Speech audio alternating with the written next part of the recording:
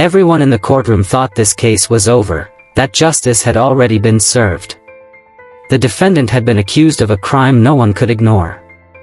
The victim, gone, presumed dead. But then, the doors of the courtroom swung open. A man appeared, alive. The defendant stumbled back.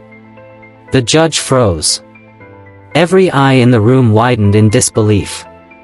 Suddenly, the trial that seemed so certain, became something no one could have imagined.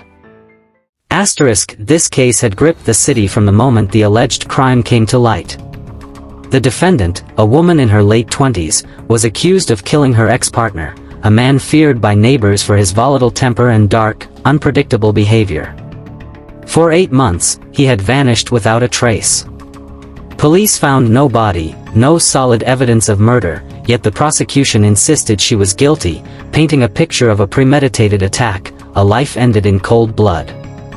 The courtroom was tense, filled with the weight of anticipation, the hum of whispers, and the scrutiny of every eye.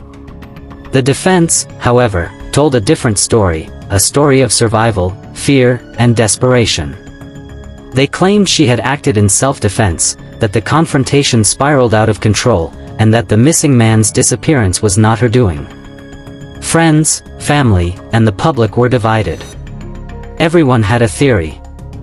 And yet, amid the legal arguments and mounting pressure, there was a shadow over the trial, a mysterious file, delivered to the judge just hours before the hearing, locked and stamped, confidential. Its contents promised to turn the case upside down. A courtroom ready to deliver justice would soon find itself facing uncertainty. Secrets, lies, and a truth no one could predict were about to collide, and the events of that day would leave everyone questioning everything they thought they knew. To understand how this trial became one of the most shocking the city had ever seen, we must go back to the night that changed everything. The defendant and her ex-partner had a history fraught with tension and fear. Their relationship had been volatile for years, marked by anger, threats, and incidents serious enough to draw repeated police attention. Neighbors had called the authorities multiple times, complaints of screaming matches, objects thrown, and frightening arguments that spilled into the streets. Court documents painted a troubling picture, restraining orders, formal warnings, and warnings ignored. Then came that fateful night. Neighbors would later testify to the sound of screams echoing through the quiet suburban streets. One heard a heavy crash, the shattering of a lamp, glass scattering across the hardwood floor. Another claimed to see a shadowy figure struggling violently before disappearing into the darkness. When the police arrived, they found blood, enough to indicate severe injury, but the man was gone. Vanished. The defendant's words were frantic, desperate. "He attacked me. I didn't mean to hurt him." Yet, without a body, proving a crime seemed impossible. Rumors spread like wildfire. Some believed she had taken a life and hidden it. Others whispered that the missing man had run away, leaving behind only chaos. Weeks became months, and the investigation went cold. For 6 months, questions remained unanswered, doubts lingered, and public opinion swirled around the mystery. Then, despite the absence of a body, the grand jury stepped in. They formally indicted her, convinced by circumstantial evidence alone. And so, a courtroom battle was set, not just over guilt or innocence, but over the very nature of truth itself. Little did anyone know, the truth about that night would be far stranger than anyone could imagine. The courtroom was tense, every seat filled, every eye fixed on the drama unfolding at the center. The prosecutor rose, voice sharp and unwavering. The defendant used a method known among criminals as the no-body murder tactic, he declared, pointing to diagrams and crime scene photos. She believed that without a body, she could escape justice. But the law will not be deceived. The defense attorney stood, calm but firm, pushing back with precision. The police investigation was flawed, they argued. Timestamps are missing. Evidence was left untested. And eyewitness accounts are unreliable. You cannot convict a person on assumptions and fear. The tension escalated as the first witness was called. A neighbor, hesitant and trembling, approached the stand. I heard something heavy being dragged that night, they stammered. The courtroom leaned in, hanging on every word. But then, as if a switch had been flipped, the witness froze. Actually, I'm not sure it was her, they whispered, eyes darting around the room. Gasps filled the air. Every lawyer's expression changed in an instant. This was not what anyone expected. The judge, sensing the volatility, slammed the gavel. Court will take a brief recess, they commanded. Murmurs swirled like a storm through the courtroom. The tension was palpable.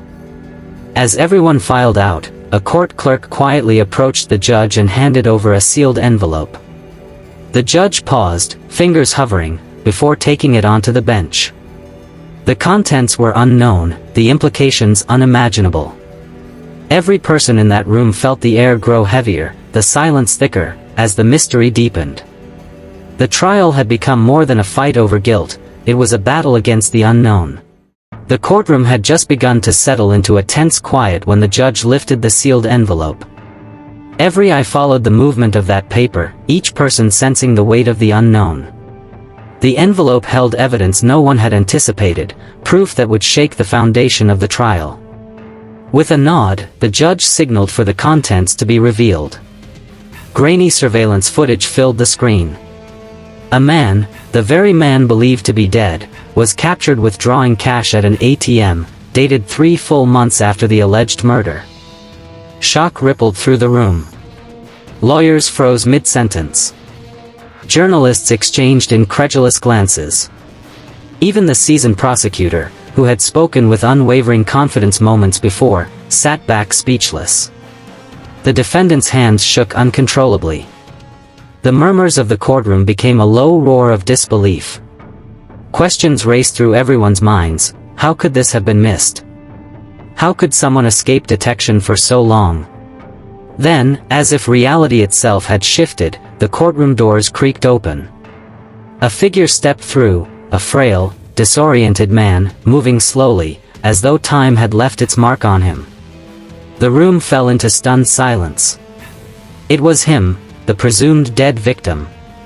His eyes, wide and haunted, scanned the courtroom as if seeing it for the first time. He raised his hand slightly and spoke in a voice barely above a whisper, "I ran away. I had debts, problems I couldn't face. I never meant for her to take the fall." The courtroom erupted in chaos. Shock, relief, and anger collided in the faces of jurors, spectators, and attorneys alike. The defense wept quietly in relief. The prosecution struggled to regain composure, torn between disbelief and the need to respond. Whispers filled the room. Could he be trusted? Was he hiding something even darker? Every assumption, every narrative that had seemed so solid, had been shattered in an instant. And in that frozen moment, one thing was clear: the story was far from over. After the shock of the victim's unexpected return, the courtroom seemed to hang in suspended disbelief. But the moment of truth had arrived. The prosecution, their arguments now crumbling under the weight of new evidence, withdrew all charges. The judge's gavel fell decisively, signaling the collapse of the case that had gripped the city for months. The judge's voice, stern yet measured, addressed the courtroom. This trial has exposed serious flaws in the investigation. Assumptions were made. Critical evidence was overlooked. Lives were nearly destroyed by negligence and incomplete information. Every word carried the weight of authority, echoing through the hushed chamber. The defendant slumped into her chair, tears streaming down her face, a mix of relief, fear, and trauma. For months, she had faced the possibility of life imprisonment for a crime she did not commit. Now, freedom came with an emotional cost that words could not fully capture. Meanwhile, the victim, who had orchestrated his disappearance to escape debts, was taken into custody on charges of fraud and obstruction of justice. Deputies led him away, his expression a mixture of defiance and regret. The courtroom erupted with a storm of reactions: anger, disbelief, whispers of relief, and flashes from cameras capturing every raw moment. this case would not be forgotten. It was a reminder that justice is fragile, that assumptions can mislead, and that the truth, no matter how hidden, will eventually surface.